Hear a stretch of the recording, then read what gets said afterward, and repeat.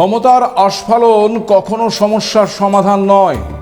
রাষ্ট্রপুঞ্জে দাঁড়িয়ে যখন এই কথা বলছেন খোদ রাষ্ট্রপুঞ্জের মহাসচিব অ্যান্তনিও গুতেরাস, ঠিক তখন সেই সতর্কবার্তা বাস্তবে কিভাবে উপেক্ষিত হচ্ছে তার প্রমাণ মিলছে একের পর এক ঘটনায়। আমেরিকা এবং চীন এই দুই শক্তির লড়াই এখন ইন্দো প্যাসিফিককে কেন্দ্র করে, যেখানে চীনকে ঠেকাতে ভারতকে সামনে রেখে বড় কৌশলগত বৈঠকের ছক কষছে ওয়াশিংটন। আবার একই সঙ্গে আত্মনির্ভর ভারতকে নিয়ে সন্দেহ প্রকাশ করছে মার্কিন কমিশন। প্রশ্ন হচ্ছে, কেন এই দ্বিচারিতা? আবার একদিকে পাকিস্তানকে সাপোর্ট দিচ্ছেন ডোনাল্ড ট্রাম্প, অন্যদিকে আবার পাকিস্তান সফরে নিজের নাগরিকদের সতর্ক করছে আমেরিকা। আবার ঢাকায় জামাতদের সঙ্গে মার্কিন বৈঠকও হচ্ছে। এই চূড়ান্ত দ্বিচারিতার নেপথ্যে কি রয়েছে? বাণিজ্যের ময়দানে ইউরোপের সঙ্গে চুক্তিতে ভারত এগিয়ে যাওয়ায় ট্রাম্প ঘনিষ্ঠদের কি তবে আফসোস হচ্ছে? শুল্কের পাল্টা শুল্কে ভারত আমেরিকার থেকে কি চাইছে? এশিয়া কি তবে ধীরে ধীরে আরো বড় শক্তির সংঘাতের মঞ্চ হয়ে উঠছে?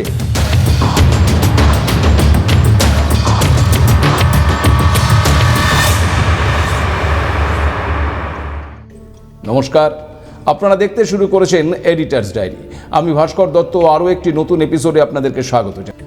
দেখুন, সেই যে গত জানুয়ারিতে দ্বিতীয়বারের জন্য মার্কিন প্রেসিডেন্ট হলেন ডোনাল্ড ট্রাম্প, তারপর থেকেই তার ভোল বদলে গেছে। নিজেকে বিশ্বের দাদা হিসেবে প্রতিষ্ঠিত করতে কোনো কসুর ছাড়েননি তিনি। নিয়েছেন একাধিক পদক্ষেপ। আবার বিশ্বের শান্তি প্রতিষ্ঠার ক্ষেত্রে রাষ্ট্রপুঞ্জের ভূমিকা অস্বীকার করতেও দেখা গেছে তাকে। অন্যদিকে ক্ষমতার কেন্দ্রে রয়েছে চীনও। আর এই দুই ক্ষমতাধর শক্তি ক্রমেই তাদের আস্ফালন বাড়িয়ে যাচ্ছে। এই আবহে এই নিয়ে সরব হয়েছেন রাষ্ট্রপুঞ্জের মহাসচিব অ্যান্তনিও গুতেরাস। গুতেরাসের মতে আন্তর্জাতিক আইন পদদলিত হচ্ছে, সহযোগিতার বদলে জায়গা নিচ্ছে আগ্রাসন। তার কথায় আমরা দেখতে পাচ্ছি বিশ্বে দুটো মেরু রয়েছে, একটি আমেরিকার দিকে ঝুঁকে রয়েছে আর অন্যটি চীন কেন্দ্রিক। আমরা যদি একটি স্থিতিশীল বিশ্ব চাই, এমন বিশ্ব চাই যেখানে শান্তি বিরাজ করবে, তবে অবশ্যই আমাদের বহু মেরুত্বকে সমর্থন করতে হবে। একই সঙ্গে ট্রাম্পকে নিশানা করে গুতেরাস জানিয়েছেন, যারা রাষ্ট্রপুঞ্জের সমালোচনা করে তারাই আবার সংস্কার বিরোধী। সেই কারণেই চাইলেও কখনো কখনো রাষ্ট্রপুঞ্জ ততটা কার্যকরী ভূমিকা নিতে পারে না।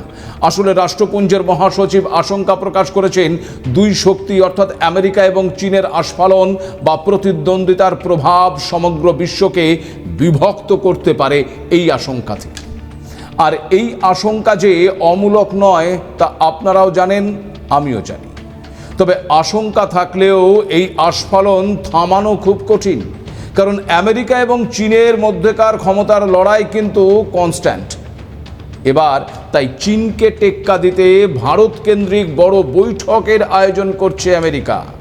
আগামী 17 ফেব্রুয়ারি ভারতের ওপর বিশেষ গুরুত্ব দিয়ে অনুষ্ঠিত হতে চলেছে এই শুনানি। আর যা জানা যাচ্ছে তাতে এই শুনানিতে ভারত এবং যুক্তরাষ্ট্রের কৌশল এবং ইন্দো প্যাসিফিক অঞ্চলের শক্তির ভারসাম্য বিশ্লেষণ করা হবে।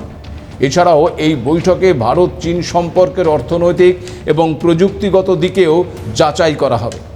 আর নয়াদিল্লির সঙ্গে বেজিংয়ের সম্পর্ক কিভাবে আমেরিকার অর্থনৈতিক এবং নিরাপত্তার স্বার্থে প্রভাব ফেলতে পারে তার মূল্যায়ন করে দেখা হবে। মার্কিন কংগ্রেস সমর্থিত US China economic and security review commission 2026 সালে প্রথমবারের মতন এই ভারত ফোকাসড বৈঠকের আয়োজন করতে চলেছে। এখানে আপনাদের এই কমিশন সম্পর্কে একটা তথ্য দিয়ে রাখি। দেখুন, চীনের কথা মাথায় রেখে 2000 সালে তৈরি হয়েছিল এই ইউনাইটেড স্টেট চীন economic and security review commission. মূলত দ্বিপাক্ষিক বাণিজ্য এবং তার পাশাপাশি জাতীয় সুরক্ষা, চীনের সঙ্গে বাণিজ্যের ঝুঁকি এবং বেজিংয়ের নানা পদক্ষেপ করাই এই কমিশনের কাজ। তবে এবার চীনের পাশাপাশি ভারতের পদক্ষেপও খুঁটিয়ে দেখবে এই কমিশন। সব মিলিয়ে একটা বিষয় এখানে পরিষ্কার যে এই উদ্যোগের মূল লক্ষ্য হলো ভারতের সঙ্গে আমেরিকার কৌশলগত সম্পর্ক আরও মজবুত করে চীনের প্রভাব কমানো। আর এই সময়টাকেই আমেরিকা বেছে নিয়েছে, কারণ গালওয়ান সংঘর্ষের 4 বছর পর ভারত চীনের সম্পর্ক কিছুটা চাপমুক্ত হওয়ার ইঙ্গিত মিলেছে। ভারত চীনের জন্য অর্থনৈতিক দরজা শর্ত সাপেক্ষে খুলে দেওয়ার কথা বলছে। তাছাড়া ব্রিক্স সম্মেলনে মোদি জিনপিং বৈঠক, প্রধানমন্ত্রীর দীর্ঘ 7 বছর পর চীন সফর এবং পরে বিমান পরিষেবা পুনরায় চালু ও সীমিত ক্ষেত্রে চীনা বিনিয়োগে ছাড় দেবার সিদ্ধান্ত, এই সব কিছুই প্রমাণ করছে ভারত চীন দ্বিপাক্ষিক সম্পর্কের উন্নতির। স্বাভাবিকভাবেই উদ্বেগ বেড়েছে আমেরিকার। মাঝখান থেকে ওয়াশিংটন এবং বেজিংয়ের চাপানুতরের মাঝখানে ভারতের কৌশলগত গুরুত্ব অনেকটাই বেড়ে গেছে। আর চলতি বছরের এপ্রিলে চীন সফরে যাওয়ার আগে সমস্ত দিক একবার ঝালিয়ে নিতে চাইছেন ডোনাল্ড ট্রাম্প। তাই ঠিক সফরের আগে ভাগেই এই বৈঠকের পরিকল্পনা করা হয়েছে। কারণ দেখুন, এমনিতেই গত 1 বছরে আমেরিকার সঙ্গে ভারতের সম্পর্ক একদম তলানিতে এসে ঠেকেছে। বাণিজ্য চুক্তি প্রায় চূড়ান্ত হয়ে গেলেও শেষ পর্যন্ত তা স্বাক্ষরিত হয়নি।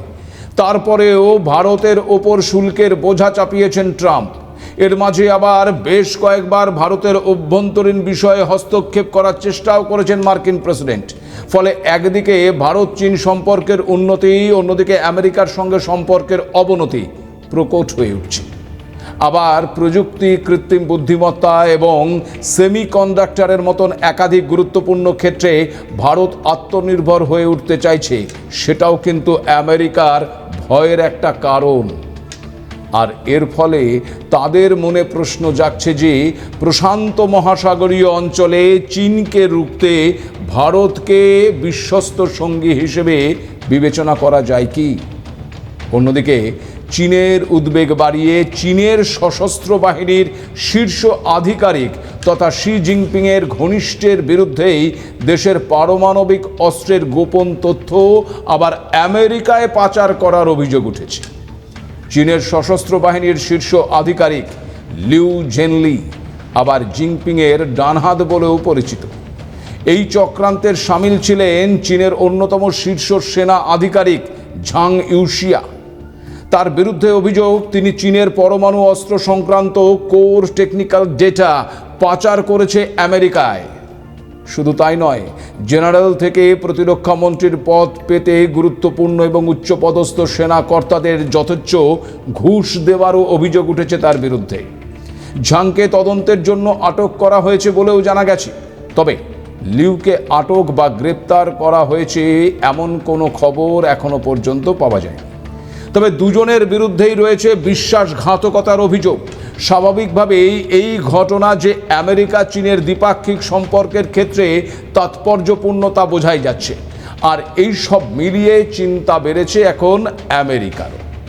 একদিকে তারা ভারতের সঙ্গে বৈঠকে বসছে, অন্যদিকে সেই আমেরিকাই আবার ভারতের বিশ্বাসযোগ্যতা নিয়ে আশঙ্কার দোলাচলে ভুগছে। আবার চীনের সঙ্গে ব্রিটেনের দীর্ঘ টালমাটাল সম্পর্কও নাকি এখন মেরামতের পথে। এই আবহে কোন পথে হাঁটবে আমেরিকা, আর ভারতেরই বা কী অবস্থান থাকবে?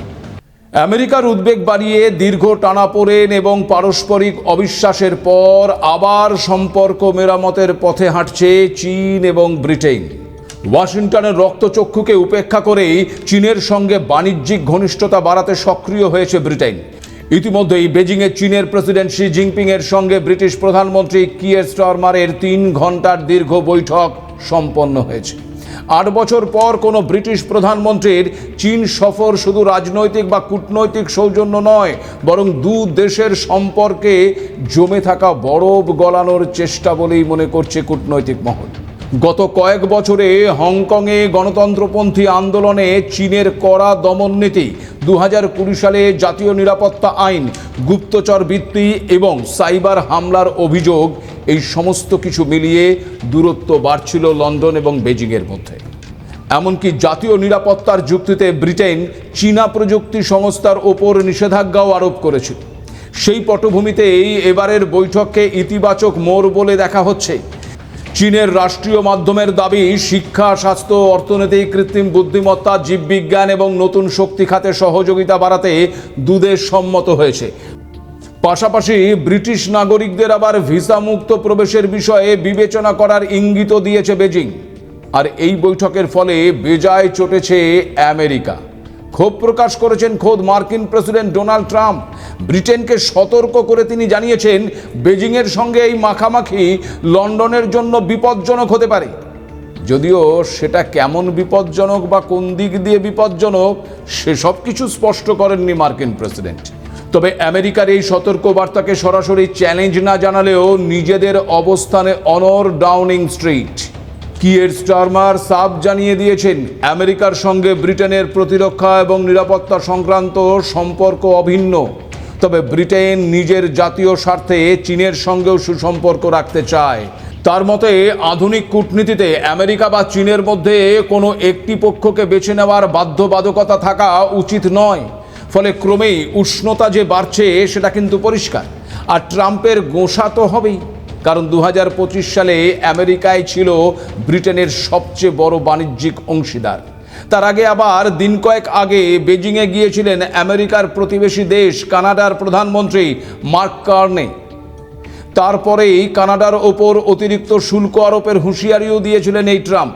ফলে রাষ্ট্রপুঞ্জের মহাসচিবের আশঙ্কা যে বাস্তব রূপ নিতে চলেছে তা এক প্রকার কিন্তু স্পষ্ট হয়ে যাচ্ছে। ট্রাম্পের স্বেচ্ছাচারিতার ফল অবশ্য আমেরিকা এবার ভালোই পাচ্ছে। একের পর এক দেশ আমেরিকা থেকে মুখ ফিরিয়ে নিচ্ছে, যেমন ভারত। ট্রাম্পের শুল্ক এবং বাণিজ্য নীতির কারণে আমেরিকার থেকে মুখ ফিরিয়ে নিয়েছে। অন্যদিকে ইউরোপীয় ইউনিয়নের সঙ্গে স্বাক্ষরিত হয়ে গিয়েছে মাদার অফ অল ডিলস। ফলে আমেরিকার বিকল্প বাজার এখন ভারতের কাছে তৈরি। তাই এখন খোদ ট্রাম্প ঘনিষ্ঠ অর্থাৎ ট্রাম্প প্রশাসনের বাণিজ্য সংক্রান্ত প্রতিনিধি দলের সদস্য জেমিসন গ্রিয়ার এক সাক্ষাৎকারে জানিয়েছেন, ইউরোপীয় ইউনিয়নের সঙ্গে ভারতের বাণিজ্যে লাভবান হয়েছে ভারতই। এই মার্কিন ঘনিষ্ঠ গ্রিয়ারের মতে ভারত অতিরিক্ত অভিবাসন সংক্রান্ত অধিকারও পাবে এই চুক্তির ফলে। ইউরোপে ভারতীয় শ্রমিকদের যাতায়াত বাড়বে, এতে ভারতের উপকারী হবে। আবার ভারতেই কম খরচের শ্রমিকও পাওয়া যাবে। আর আমি আপনাদের আরও একটা বিষয় জানিয়ে রাখি যে ভারতের বাণিজ্য মন্ত্রক জানিয়েছে, এই ইউরোপীয় ইউনিয়নের সঙ্গে বাণিজ্য চুক্তির ফলে ভারতের রপ্তানির 99.5% শুল্ক কমাবে ইউরোপীয় ইউনিয়ন। অর্থাৎ প্রায় 90% ক্ষেত্র শুল্কহীন হয়ে যাবে। এর মধ্যে রয়েছে বস্ত্র, চামড়া, জুতো, চা, কফি, মশলা, খেলনা, রত্ন অলংকারের মতন ক্ষেত্র, যেখানে বিপুল কর্মসংস্থানের সম্ভাবনা রয়েছে। আর রপ্তানির অঙ্ক প্রায় 2.87 লক্ষ কোটি টাকা। এতদিন বাংলাদেশ যেভাবে বিনা শুল্কের সুবিধা নিয়ে ইউরোপীয় ইউনিয়নে বস্ত্র বেচেছে, এই চুক্তি কার্যকর হলে ভারতও তাই পারবে। অন্যদিকে ভারত ইউরোপীয় ইউনিয়ন থেকে আমদানির 90% ক্ষেত্রে শুল্ক ছাড় দেবে।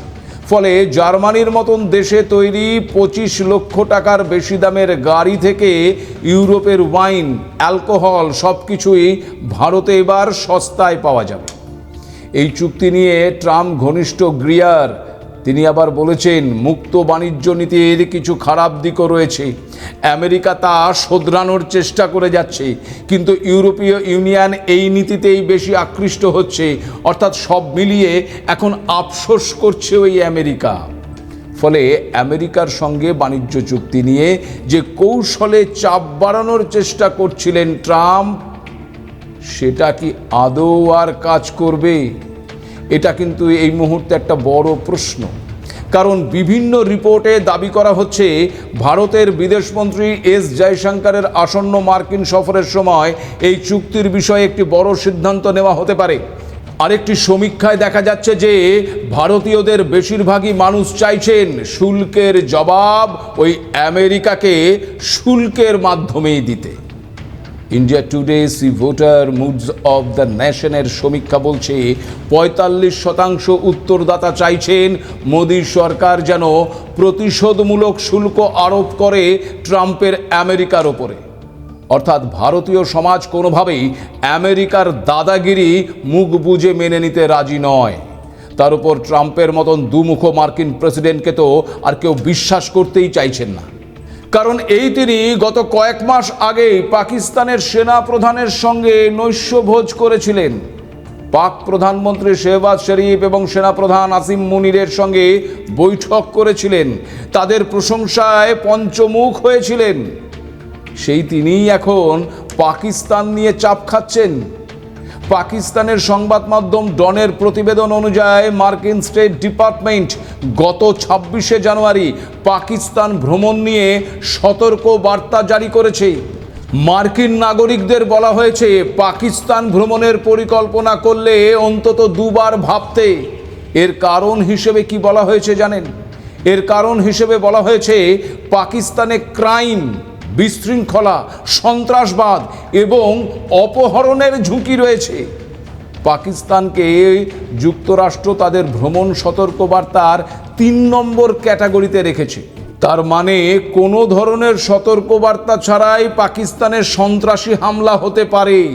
মার্কিন স্টেট ডিপার্টমেন্টের মতে পাকিস্তানের হোটেল, মার্কেট, শপিং মল, সামরিক এবং নিরাপত্তা স্থাপনা এবং বিমানবন্দর, ট্রেন, স্কুল, হাসপাতাল, পর্যটন কেন্দ্রগুলো, এমনকি সরকারি অফিস এবং ধর্মীয় উপাসনালয়গুলোকেও লক্ষ্য করে হামলা চালানো হতে পারে। যে কারণে পাকিস্তানের বেশ কিছু জায়গায় মার্কিন নাগরিকদের ভ্রমণ করতে সম্পূর্ণ নিষেধ করা হচ্ছে, যেমন বালুচিস্তান বা খাইবার পাখতুনখোয়া অঞ্চল। সংবাদপত্রটি জানিয়েছে যে সতর্কবার্তাটি পাকিস্তানি বংশোদ্ভূত মার্কিন নাগরিকদের ক্ষেত্রেও প্রযোজ্য। ফলে ফের একবার প্রমাণ হয়ে গেল আমেরিকার দ্বিচারিতা। আর এই আবহে আবার ভারতের জন্য চিন্তার কারণ হয়ে উঠছে আমেরিকার সঙ্গে বাংলাদেশের জামাতের ঘনিষ্ঠতা। এই খবর আপনাদেরকে আগেই জানিয়েছিলাম, এখন তো সেটাই একেবারে বাস্তব হয়ে দেখা দিয়েছে। গত বৃহস্পতিবারই বাংলাদেশের কট্টরপন্থী দল জামাত ইসলামীর চিফ ডক্টর শফিকুর রহমানের সঙ্গে দেখা করেছেন আমেরিকার রাষ্ট্রদূত। জামাতের বসুন্ধরা অফিসে এই বৈঠক নাকি ফলপ্রসূ হয়েছে। জানা গেছে এই বৈঠকে বাংলাদেশের নির্বাচন, রাজনৈতিক অবস্থা, বাণিজ্য এবং রোহিঙ্গা ইস্যু সহ একাধিক বিষয় নিয়ে আলোচনা হয়েছে। বৈঠকের পর প্রেস রিলিজে মার্কিন রাষ্ট্রদূত বেন টি ক্রিস্টেনসন বর্তমান বাংলাদেশের জামাতের ভূমিকা নিয়ে ইতিবাচক বার্তা দিয়েছেন। বাংলাদেশের অর্থনৈতিক উন্নতি থেকে শুরু করে গণতান্ত্রিক পদ্ধতিতে জামাতের ভূমিকার প্রশংসা করেছেন মার্কিন রাষ্ট্রদূত। পাশাপাশি বাংলাদেশ এবং আমেরিকার সম্পর্ক আরও শক্তিশালী করার পক্ষেও সওয়াল করা হয়েছে ওই প্রেস রিলিজে। তাহলে কি বাংলাদেশের আসন্ন নির্বাচনে ওই জামাতরা ভালো ফল করতে পারে এই ভেবেই আমেরিকার এই পদক্ষেপ? জামাতের মতন একটি মৌলবাদী কট্টরপন্থী দলের সঙ্গে ঘনিষ্ঠতা বৃদ্ধি, তাও আবার আমেরিকার। প্রতিবেশী দেশে জামাতের মতন কট্টরপন্থীরা মাথাচাড়া দিলে যে আদতে সীমান্তে সমস্যা বাড়বে, এই কথা ভালো করেই জানে নয়াদিল্লি। কিন্তু আমেরিকা তো এটা চায়। ফলে আগামী দিনে এই ঘটনাকে কেন্দ্র করে ভারত আমেরিকার সম্পর্ক উল্লেখযোগ্য দিকে মোড় নিতে পারে। সব মিলিয়ে গোটা বিশ্বের ভূ রাজনৈতিক পরিস্থিতি কিন্তু ক্রমশ উত্তপ্ত হয়ে উঠছে। কি হবে শেষমেশ? দাদাগিরির দিন কি তাহলে এবার শেষ হতে চলেছে আমেরিকার? উত্তরের অপেক্ষায় এখন কিন্তু গোটা বিশ্ব। আজ এই পর্যন্তই। নমস্কার।